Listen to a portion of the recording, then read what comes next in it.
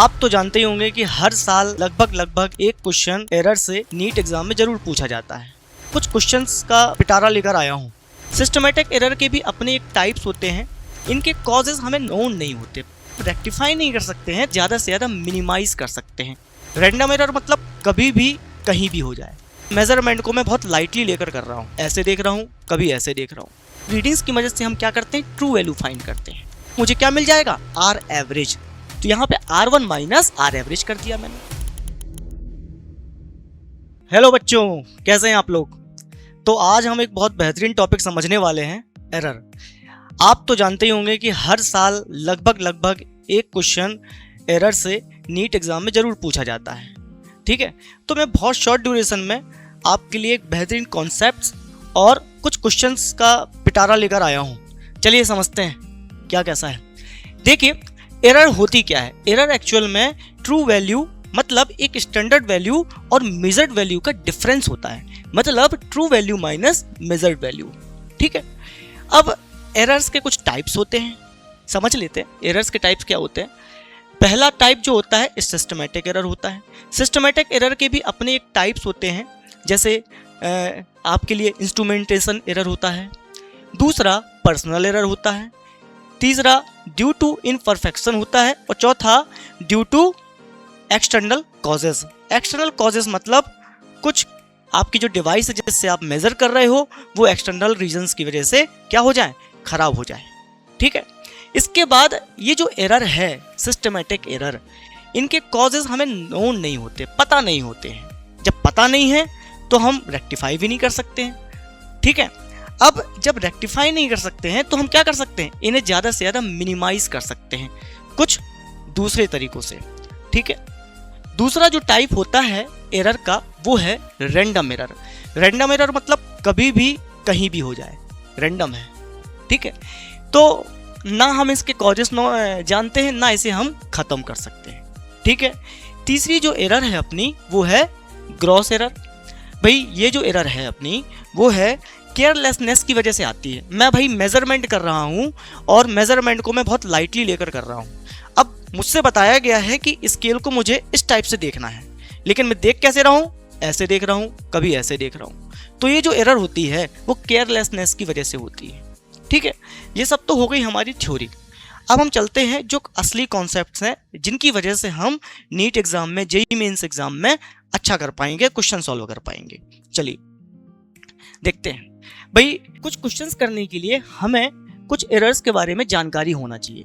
उसके पहले मैं आपको बता दूं, कई बार क्या होता है क्वेश्चंस में आपको रीडिंग्स नहीं दी होती, मतलब आपको ट्रू वैल्यू नहीं दी होती है, तो आपको बहुत सारी रीडिंग्स दी होती है। तो उन रीडिंग्स की मदद से हम क्या करते हैं, ट्रू वैल्यू फाइंड करते हैं। देखिए, सबसे पहले हमारा जो ऑब्जेक्टिव रहता है वो आर एवरेज। मतलब मैंने यहाँ पर, आप देखिए यहाँ पर मैंने बहुत सारी यहाँ पर रीडिंग्स लिखी हुई हैं। मान लेता हूँ मैं R1, R2, R3, मैंने बहुत सारी रीडिंग्स ले रखी हैं। अब मुझे अगर ट्रू वैल्यू नहीं दी गई है तो मैं एरर कैसे फाइंड करूँगा। तो उसके लिए क्या होता है, मैं क्या करूँगा, ये जो रीडिंग दी गई है उनको ऐड करूँगा और divide by number of reading कर दूंगा। तो मुझे क्या मिल जाएगा, आर एवरेज, मतलब रीडिंग्स का एवरेज मिल जाएगा।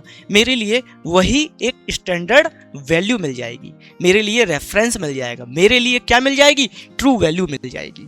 ठीक, अब समझते हैं एब्सोल्यूट एरर के बारे में। भाई कोई भी चीज़ अगर एब्सोल्यूट होती है वो मतलब मैग्नीट्यूड की बात कर रहे होते हैं, इसमें कोई साइन वाइन इस्तेमाल नहीं करते हैं अपन। अब एब्सोल्यूट एरर मतलब काम तो हमारा एरर का वही है, true value minus measured value. तो यहाँ पर क्या होगा, जो भी आपकी एरर आएगी उसको हम विदाउट साइन लेंगे, मतलब मैग्नीट्यूड बस लेकर काम चला लेंगे।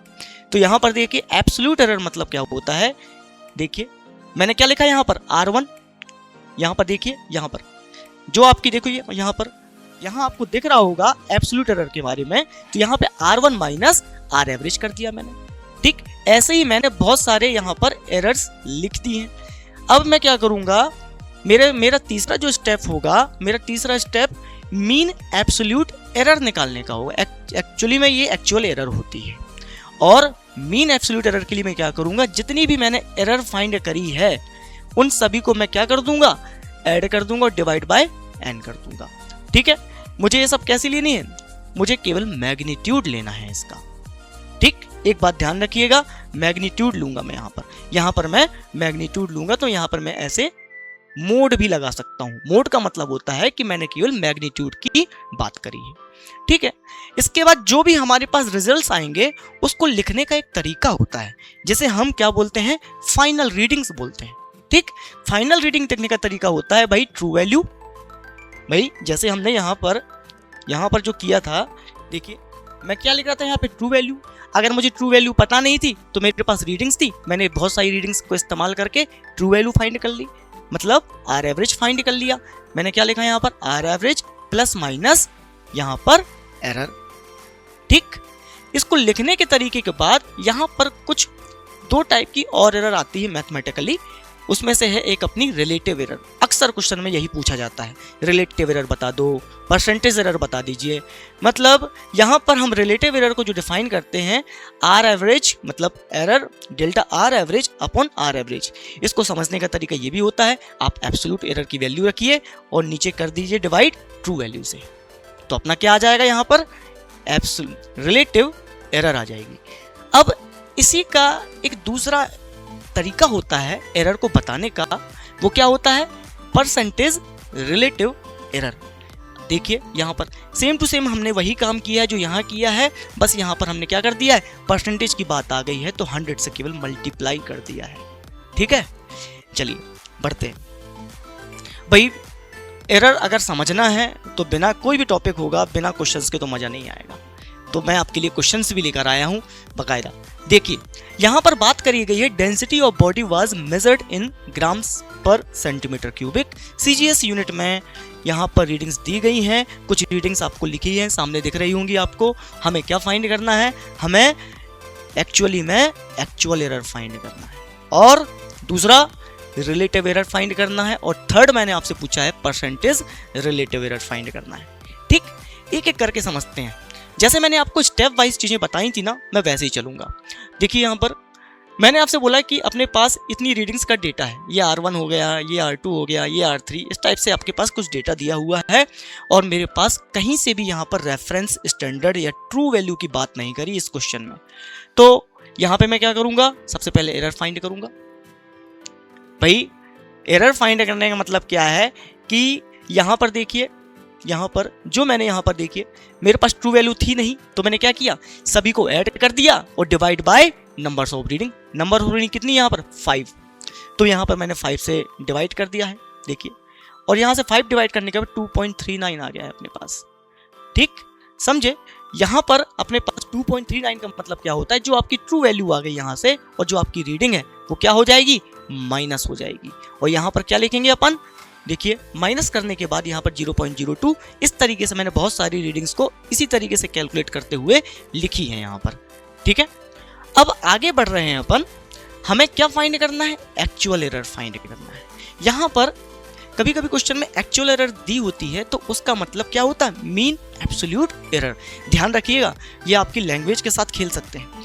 यहाँ पर देखिए मैंने क्या किया, एक्चुअल एरर मतलब मीन एब्सोल्यूट एरर। सबसे पहले मैंने एब्सोल्यूट एरर रख दिया, फिर उसका एवरेजिंग कर दी। ये देखिए, ये क्या निकाला था मैंने, ये आपके लिए एब्सोल्यूट एरर ही तो थी। ठीक, यहाँ पर जैसे मैंने आपको बताया, सभी रीडिंग्स का मैंने यहाँ पर समेशन किया, डिवाइड बाई 5 किया, तो मेरे पास जो वैल्यू आई प्लस माइनस 0.1 आ गई। मेरे लिए क्या आ गई, मीन एब्सोल्यूट एरर या एक्चुअल एरर की वैल्यू 0.01 आ गई। देखिए अब मेरे पास यहाँ पर रीडिंग्स दी हुई थी, आपके पास ट्रू वैल्यू थी नहीं, तो ट्रू वैल्यू के लिए अपन ने क्या जुगाड़ लगाया, कुछ इस टाइप से। ध्यान रखिएगा इस चीज को, अक्सर क्वेश्चन पूछ लेता है।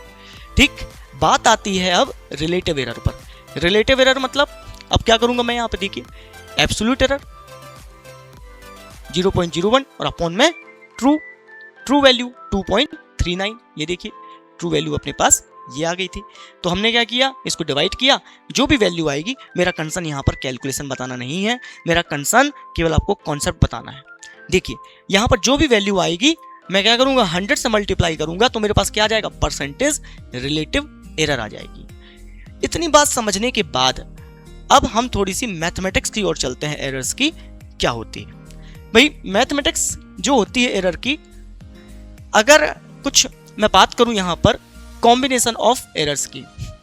यहाँ पर क्या लिखा हुआ है, सम और डिफरेंस। अगर मैं एरर्स को ऐड करता हूँ तो क्या होगा वैल्यू, अगर मैं एरर्स को सब्ट्रैक्ट करता हूँ तो क्या वैल्यू आएगी, वो समझते हैं। मैंने कुछ एग्जांपल के लिए यहाँ पर लेंथ और विड्थ का जो मेजरमेंट है वो लिख दिया। यहाँ पर देखिए, यहाँ पर प्लस माइनस लगा के 0.1 सेंटीमीटर लिखा हुआ है, मतलब ये आपकी ट्रू वैल्यू हो गई, ये आपकी एरर बताया गया है यहाँ पर। समझे, इतनी एरर एक्सेप्टेबल है, कहने का मतलब ये होता है। यहाँ पर जैसे मैंने ऐड किया तो देखिए यहाँ पर ये और ये ऐड हो गए और ये ऐड हो गए। भाई ऐड किया तो मेरे पास ये आ गए।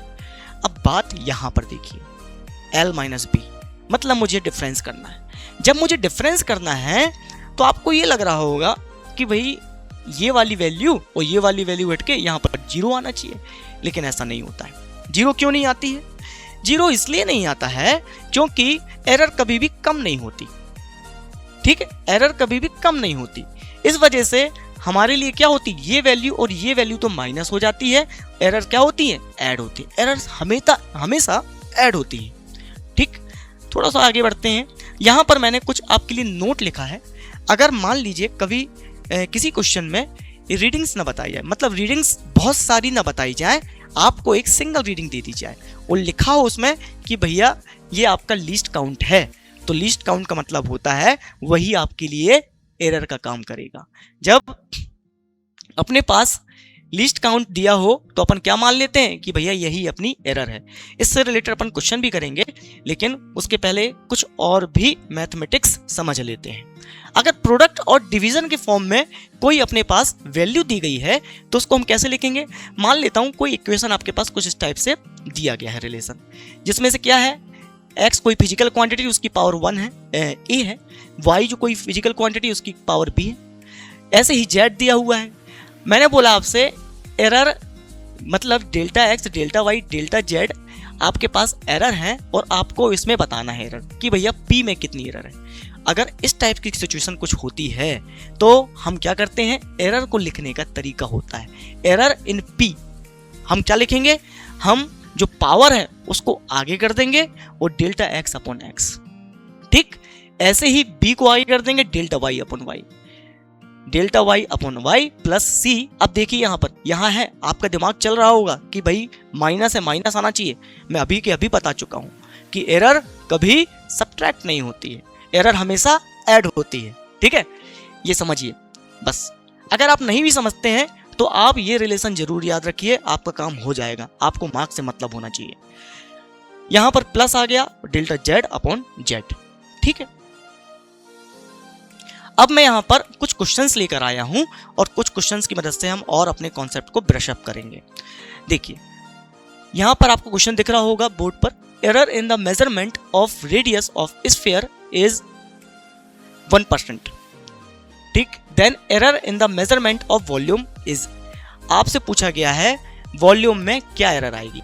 सबसे पहले क्वेश्चन पढ़ने के बाद आप क्या करें, सबसे पहले डेटा को फिल्टर कर लें। अगर आपने डेटा को फिल्टर कर लिया और आपने मैथमेटिक्स के नज़रिए से उस डेटा को लिख दिया तो आधी समस्याएं जो है ना वहीं ख़त्म हो जाएंगी। ठीक है, मैंने भी कुछ वैसा ही किया है, समय बचाने के लिए पहले से ही लिख रखा है। यहाँ पर लिखा हुआ है डेल्टा r अपॉन r, मतलब आपसे क्या बोला गया है, रेडियस ऑफ स्फीयर इज 1%, और यहाँ पर क्या लिखा हुआ है, एरर। तो मतलब उसने परसेंटेज देकर क्या बता दिया है इनडायरेक्टली, रिलेटिव परसेंटेज एरर। तो यहाँ पर देखिए, यहाँ पर delta r upon r multiplied by 100, इसको कैसे रिप्रेजेंट करते थे, परसेंटेज रिलेटिव एरर। लो भैया मैंने लिख दिया। क्या फाइंड करना है, मुझको फाइंड करना है volume, error in the measurement of volume. अब मुझे कैसे पता चला कि भाई परसेंटेज में फाइंड करना है। जनरली अगर ना दिया हो तो ऑप्शन से पता चल ही जाता है, मैंने यहाँ ऑप्शंस नहीं लिखे हैं।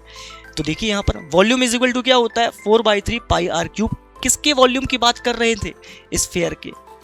जब स्फीयर के वॉल्यूम की बात कर रहे थे तो 4/3 पाई r क्यूब, और इसमें अगर मुझे एरर लिखना है तो वही डिवीजन और प्रोडक्ट वाला रूल लगाकर अपना काम होने वाला है। तो यहाँ पर लिखा मैंने डेल्टा v बाई v, और प्लस माइनस इसलिए लगा देते हैं। आप अगर नहीं भी लगाएंगे तो कोई दिक्कत नहीं है, अगर इसलिए लगा देते हैं ताकि हमें ये पता रहे कि या तो ट्रू वैल्यू से आपकी वैल्यू जो मेजरमेंट है एक्स्ट्रा आ रहा है या उससे कम आ रहा है। यहाँ पर 3 वापस से यहाँ आगे आ गई, डेल्टा आर अपॉन आर हम क्या लिखते हैं, इन कॉन्स्टेंट्स को नहीं लिखते हैं एरर मेजरमेंट में, ठीक, क्योंकि कांस्टेंट तो कांस्टेंट होता है। यहाँ पर डेल्टा आर अपॉन आर ये क्या आ गया आपका 1% लिखा हुआ है, मैंने यहाँ पर लिख दिया सिंपल। तो यहाँ पर जो वॉल्यूम परसेंटेज एरर आ गया अपना वो कितना आ गया, ये आ गया अपना 3%, ठीक। ऐसे ही कुछ क्वेश्चंस और हैं, बने रहिए और समझते रहिए। द लीस्ट काउंट ऑफ, मैं अभी कुछ देर पहले आपसे बात कर रहा था लीस्ट काउंट के बारे में, वो देखो क्वेश्चन आ गया। देखिए, पढ़िए, समझिए और डेटा को फिल्टर करिए। The least count of stop watch is 1/5 second. The time of 20 oscillation of pendulum is measured to be 25 second. भाई ये लाइन पढ़ के कई बार समझ नहीं आता है कि बोल क्या रहा है। मैंने क्या बताया आपसे, यहां बोल दिया उसने, आपके दिमाग की बत्ती जल जाना चाहिए। लीस्ट काउंट, लीस्ट काउंट का मतलब एरर, एरर का मतलब डेल्टा टी, उसका क्या दिया हुआ है 1/5 सेकेंड। अब भाई 1/5 सेकेंड जो दिया हुआ है वो आपका क्या आ गया, एरर आ गया। उसने बता दिया यहां पर the time of 20 oscillation, 20 oscillation में जो टाइम लग रहा है वो कितना लग रहा है, 25 सेकेंड लग रहा है। टी की वैल्यू अपनी कितनी है, 25 है। यहां पर आपसे पूछा गया है minimum percentage error in the measurement, ठीक। तो हमारे लिए क्या होगा, डेल्टा टी अपॉन टी। तो डेल्टा टी की वैल्यू अपने पास है, टाइम की वैल्यू ऑलरेडी अपने पास है, गिवन है, और अपन ने इसको मल्टीप्लाई किया, थोड़ी सी मैथ्स लगाई और आंसर अपने पास 0.08 आ गया। ये देखिए कहाँ है भाई 0.08, यहां नहीं दिख रहा है, एक जीरो बढ़ा दो यहां पर, ठीक। अब देखिए यहां पर एक क्वेश्चन और है, ये क्वेश्चन आपके जेई मेंस में आया हुआ था, है ना, जेई मेंस में आया हुआ था। देखिए यहां पर क्वेश्चन की लैंग्वेज आपको बहुत बड़ी दिख रही होगी, आप यकीन मानिए आप डेटा फिल्टर करेंगे आंसर में मुश्किल से 25 सेकंड से ज़्यादा नहीं लगेंगे।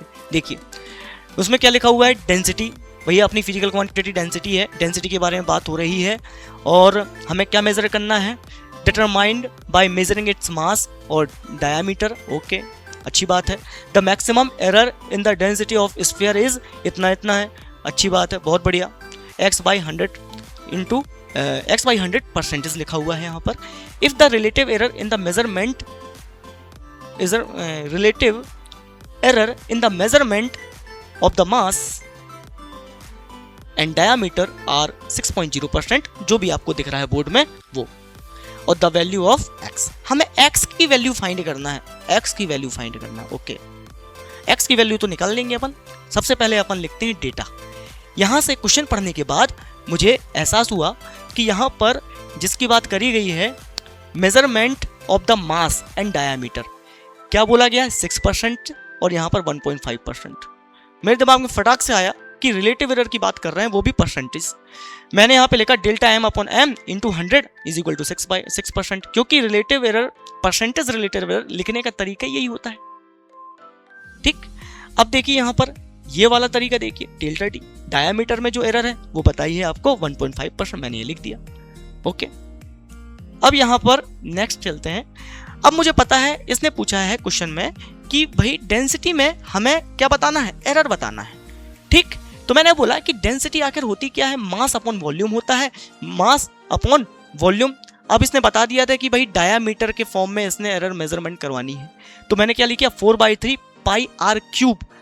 आर क्या होता है, d/2 होता है, डायमीटर का आधा होता है, मैंने डायरेक्ट वैल्यू लिखी तो d³/8 आ गई, ठीक है। अब मेरे को क्या लगा कि भैया ये इक्वेशन दिख रही है बढ़िया सी और मैं इसमें डिवीजन और प्रोडक्ट रूल लगा सकता हूं, मैंने देखिए वही किया, ये पावर बाहर आ गई, डेल्टा d अपॉन d और डेल्टा m अपॉन m। मैंने सभी की वैल्यूज लिख दी, भाई मुझे भी परसेंटेज एरर चाहिए है तो मैंने delta rho upon rho into 100 करके यहाँ पर सबकी वैल्यूज लिख दी है, ठीक है। यहाँ पर सबकी वैल्यूज लिखी परसेंटेज में, है ना, ये आपका परसेंटेज में वैल्यूज हैं और यहाँ वैल्यूज आ गई। और फिर आपसे पूछा गया है, यहाँ पर क्या पूछा है, एक बार वापस से क्वेश्चन की ओर चलते हैं। आपसे पूछा गया है the maximum error in the density of sphere is इतनी है, आपको बता दिया गया है भैया इतनी है, x/100 इंटू, देखिए इसमें तो जो हमारे पास एरर आई है हमने उससे कंपेयर करा दिया। हमने जब कंपेयर कराया तो यहाँ पर x की वैल्यू जो आई 1050 आई और यही अपना आंसर हो जाता है। देखिए कितना ही टाइम लगा होगा यहाँ पर सॉल्व करने में। कुछ क्वेश्चंस और हैं, उन क्वेश्चंस को भी देखते हैं। मैंने बोला आपसे कि एक फिजिकल क्वांटिटी को रिप्रेजेंट करने का तरीका कुछ इस टाइप से है, ठीक है। क्वेश्चन में कुछ बातें लिखी हुई हैं, आप पढ़ पा रहे होंगे। ABCD में जो एरर मेजरमेंट में जो चीज़ें आई हैं, जो रिजल्ट्स आए हैं वो 2%, 1.5% और 4% और 2.5% है। ओके, कोई बात नहीं है, हमें तो पता ही है प्रोडक्ट और डिवीजन रूल अभी अभी समझा है अपन ने। तो वहां पर लिखने का जो तरीका होगा वो देखिए डेल्टा Z अपॉन Z, और बाकी वही तरीके से जो मैंने अभी अभी आपको बताया है वैसा ही लिख दिया, पावर को आगे कर दिया डेल्टा अपॉन A, और इसी तरीके से पूरे फॉर्मूलाज को मैंने यहाँ पर अरेंज कर दिया है। अब मेरा काम क्या है, क्योंकि मुझे परसेंटेज एरर के बारे में यहाँ पर लिखा हुआ है तो मैं क्या करूँगा, परसेंटेज रिलेटिव परसेंटेज एरर लिखने की कोशिश करता हूँ। यहाँ पर 2 × 2 और 2%, सभी को आप 100 से मल्टीप्लाई कर दोगे तो क्या बन जाएगा, परसेंटेज एरर बन जाएगा, है ना। तो देखो यहाँ पर 2%, 1.5% जो कि क्वेश्चन में दिया हुआ है सब मैंने यहाँ पे लिख दिया है। इसकी सिंपल सी कैलकुलेशन अपनी कुछ इस टाइप से आती है, ठीक है, कुछ सिंपल सी कैलकुलेशन अपनी इस टाइप से आ गई। तो यहाँ पर जो percentage maximum percentage relative error जो आई है 14.5% आई है। इस तरीके से देखिए ये इतना टॉपिक आसान होता है और इतनी जल्दी रिवीजन हो जाता है कि आपके लिए इस टॉपिक से क्वेश्चन और मार्क्स कलेक्ट करना बहुत आसान हो जाता है, ठीक।